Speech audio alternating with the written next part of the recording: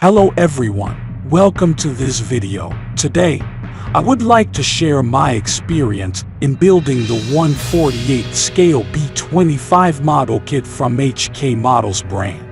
I'm just an amateur hobbyist. This is simply my personal experience and insights as a model maker that I would like to share. During the past week, I received many likes and hundreds of comments from fellow model makers on several Facebook groups dedicated to model building. I am very grateful for all the encouragement and feedback that I have received from everyone. If you are also interested in model making or finding personal satisfaction that goes beyond financial gain, I do have some things that I would like to share with you.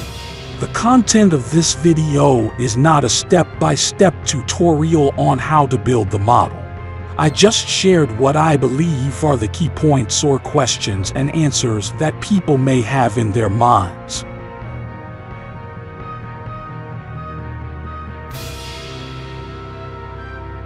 The first key point is the characteristics of this kit.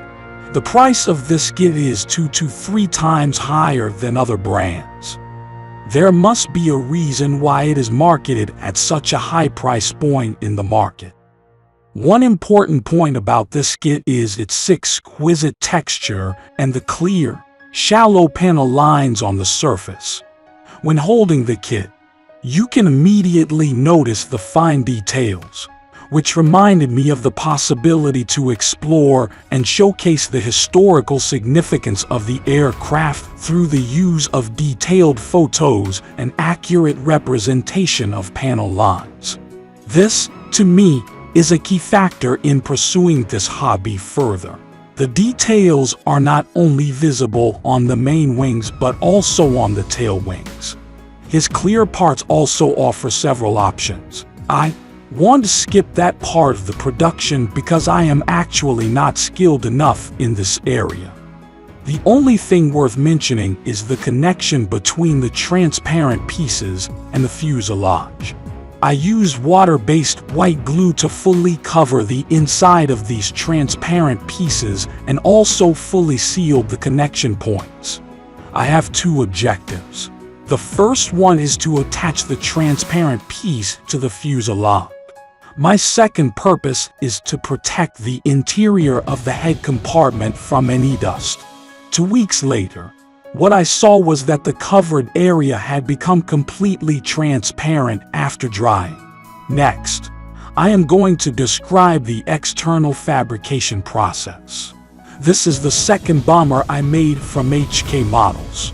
Their key feature is that the main wings and fuselage are joined together through a tab and slot system.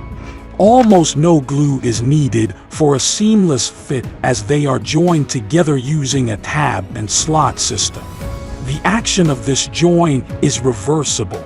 Because of the large size of the bomber, we do need to take it apart to make it. So after my attempt at assembly, I quickly took them apart into 3 main pieces. Next, I'll talk about my preferred method of pre-shading. Actually, during my first 3 years of model making, I also followed the method of spraying thin black lines on every recessed panel line as my pre-shading lines, just like everyone else. Because I personally prefer to make 1/30 Condor 1/48 scale aircraft models, I spend more effort on the surface texture and detailing of the fuselage in my models. I usually travel to many aviation museums on the west coast of the United States as my destination. I have visited numerous aviation museums on the west coast of the United States during my travels. I have seen hundreds of vintage airplanes, although more than half of them are restored planes.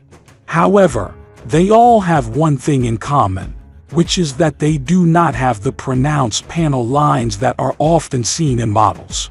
I saw many rows of rivets and surfaces under pressure caused by the force, unlike the prominent panel lines often seen in models. In addition to visiting aviation museums, Old historical photos are also important to me because they are the evidence I rely on. So I slowly began to want to paint on the surface of the aircraft the appearance of the photos I saw. I have tried using small tools and the surface to create the appearance of press panels, but I failed several times because it was difficult to control and there are actually thousands of panels on a single plane. My alternative approach is to paint it instead. Of course, it requires a lot of patience and time, but I treat it as a hobby, so I don't mind spending time on it. Seeing the result fills my heart with joy, making it a fun activity. I have shared my pre-shading process through many videos. Most of the time, it's natural metal finish with a silver surface. When making the B-17 airplane model, the entire airplane body was olive drab in color. When I was making this B-25, I saw a lot of historical photos showing that the top half of the plane was olive drab color, while the bottom half was a natural metal finish silver surface. This was my opportunity to venture into a new field, so I boldly went down that path. Using my familiar method of the soft metal sheet, I followed the process step by step. When using the olive color, I added a little bit of buff color to create a more vintage color tone. When I lay down the base color, I am not pursuing visual satisfaction because I know there will be many opportunities for corrections later on. I couldn't find an exact match for the logo used on the Chinese Air Force's B-25, but I found the insignia used on the B-24, so I decided to borrow it. During the anti-Japanese war, there were over 200 Chinese Air Force B-25s in operation.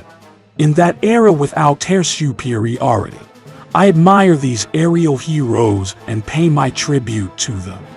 These water decal national emblems must be applied after the base color is completed so that they can blend in with the surface in the later stages. The next step is to enter the process of detailing. So I put it on a pair of stable stands to make it easier to do fine brush work. During the painting process, there were two main tools used. One was a set of colored pencils used for detailing, and the other was oil paint applied with a dry, hard bristle brush to create an overall smooth or uneven surface. I prioritize using oil paint to create the continuity of the soft metal surface. After I am satisfied with the overall surface on the large areas, then I start using colored pencils to refine the small details. The colored pencils I used were white and silver. After the first batch of photos were developed, it was discovered that the level of aging depicted by the colored pencils was not able to match the appearance of historical photos. I decided to rescribe some of the lines and then apply a white oil paint wash to the partial area. Okay, it's time to check the results. I prefer to use a long lens to take pictures under sunlight because this way I can fully express all the colors. Then I displayed the photographed images on my 32-inch computer screen and carefully inspected every detail. If I see anything that needs improvement, I continue to make corrections. So when I communicate with a fellow model maker, we often encounter the problem of not knowing when to end. Regarding this project, we'll end the sharing for now and discuss it again in our next video. Bye.